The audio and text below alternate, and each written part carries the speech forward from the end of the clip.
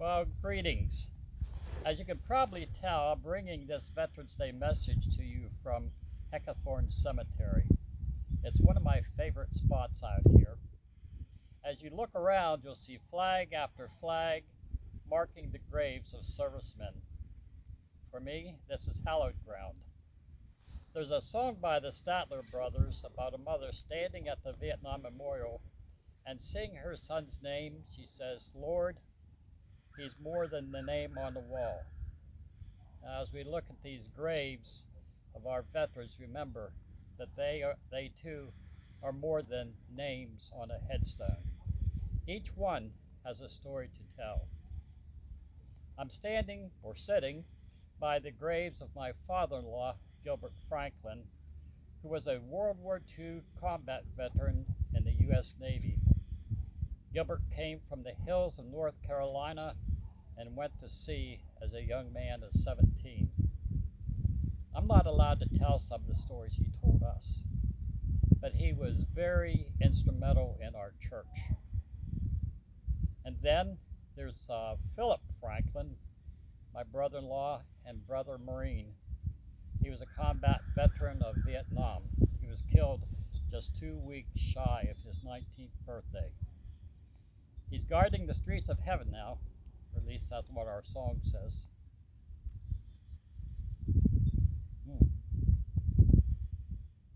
Other veterans from our church are buried here.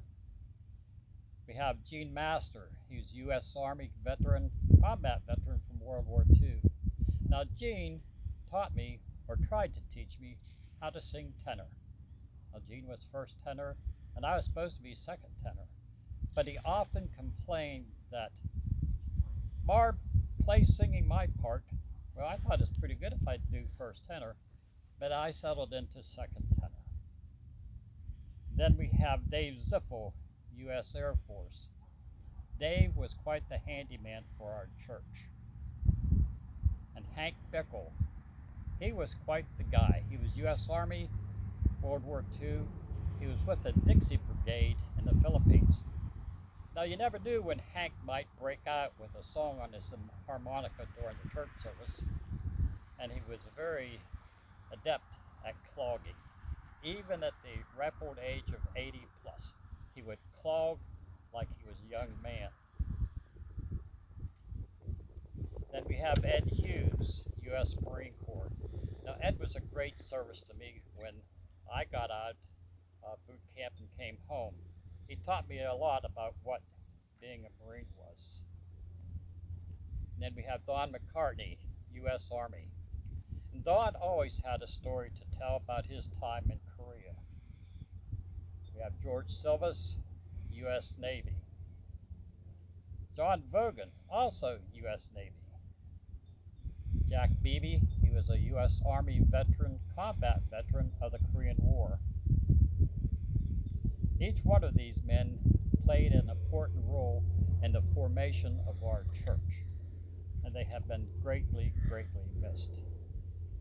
And someday, and I hope not too soon, I'll be resting up here with a flag by my headstone. And as you know, I'll have a story to tell. Okay, so what is a veteran? Well, naturally it's somebody who has served in the Army, Navy, Air Force, Marine Corps, or Coast Guard. But there are other definitions that define a veteran. Someone who took an oath of allegiance to preserve and protect the Constitution of the United States against all enemies, foreign and domestic. That does not have an expiration date. Someone who agreed to give his or her life in defense of our country. Someone who at the age of 17, 18, 19, 20, after processing was taken into a room and we made out our wills.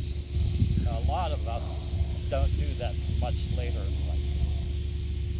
Someone who gets to make fun of other branches of the military. Civilians don't get to do that. Marines say that the acronym for Army is "aren't ready to be a Marine yet." Now, the Army says that the acronym for Marines is muscles are required, intelligence not essential. Now, Navy, it's like Uber for Marines. And again, I can't tell you what the Navy would call us Marines. In the Air Force, is that really a branch of the military? Seriously, we love our air power and our air support. In spite of all the jokings back and forth, we all know that each branch starts with the letters U.S. Now, for the young folk at Heckathorn, when you see us older folks at Heckathorn, remember that a great number of us are veterans. Don't let our gray or thinning hair or being overweight and at sometimes a bit forgetful or stubborn. Don't let all of that fool you. We simply came home, hung up our uniforms, and served our church as the best we could. Veterans like Carol Carnes, U.S. Air Force.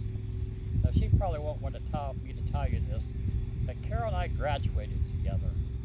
In our senior year, we skipped school quite a bit. We'd go for rides in the country. I blame it on her, but she always reminded me it was my car. Grant Carter, United States Army.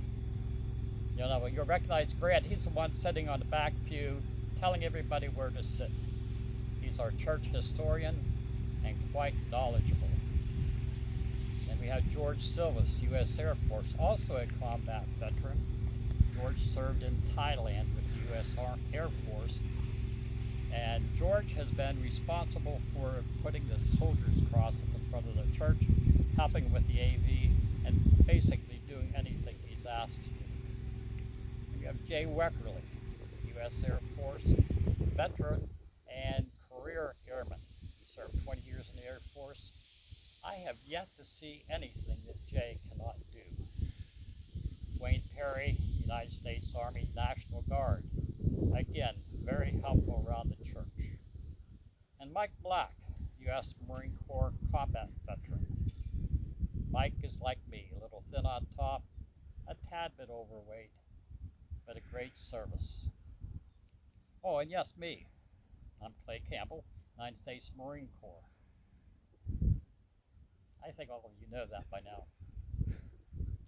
Now, all of us veterans, all the veterans that have gone before and are with us now, love our church, we love our country, and we are proud to serve both. Now, in conclusion, I've got to remember or to remind you, yesterday, November 10th, was the 245th birthday of the Marine Corps. I don't look too bad for being over 245 years old, do I? Well, anyway, presents are still accepted. Semper Fi.